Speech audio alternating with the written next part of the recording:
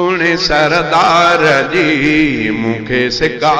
घणी सुने सरदार जी मिठे मुस्तफा मीर मन ठार जी मिठे मुस्तफा मीर मन ठार जी मुखे सिका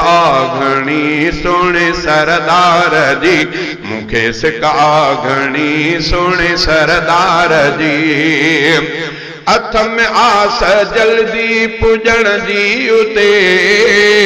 सचो सोनो सरवर सुतल आज ते हथ में आस जल्दी पुजण जी उते सचो सोनो सरवर सुतल आज ते सचो सोनो सरवर सुतल आज ते लगल दिल खे लोरी आ दिलदार जी मुखे सिका घणी सुने सरदार जी मुखे सिका घणी सुने सरदार जी मिठे मुस्तफा मीर मन ठार जी मिठे मुस्तफा मीर मन ठार जी मुखे सिका घणी सुने सरदार जी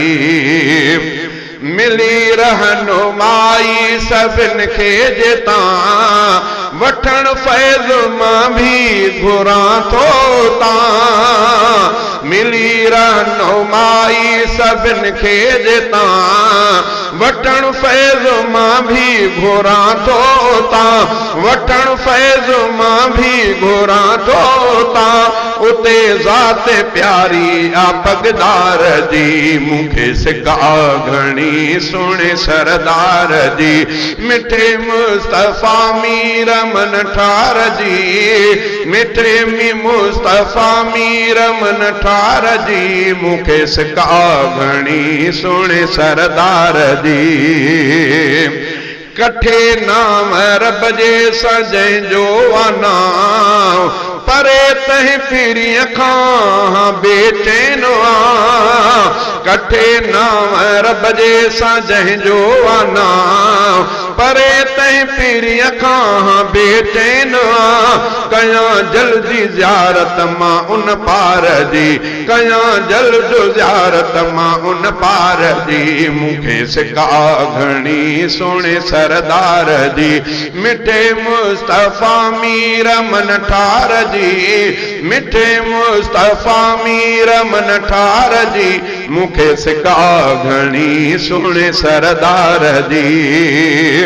पीरी पाक प्यारो पसण तो घुरां सजण दर सलातूं पढ़ण थो घुरां सजण दर सलातूं पढ़ण थो घुरां तड़प आवली दिल खे दीदार जी मुखे सिका घणी सुने सरदार जी मुखे सिका घणी सुने सरदार जी मिठे मुस्तफा मीर मन ठार जी मुखे सिका घणी सुने सरदार जी झूलण जाते आहे नबी नामवर उते अब्द सत्तार ठारिया अंदर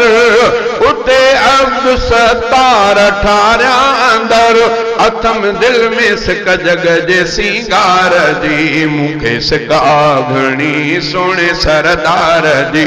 मिठे मुस्तफा मीर मन ठार जी मुखे सिका घणी सुने सरदार जी।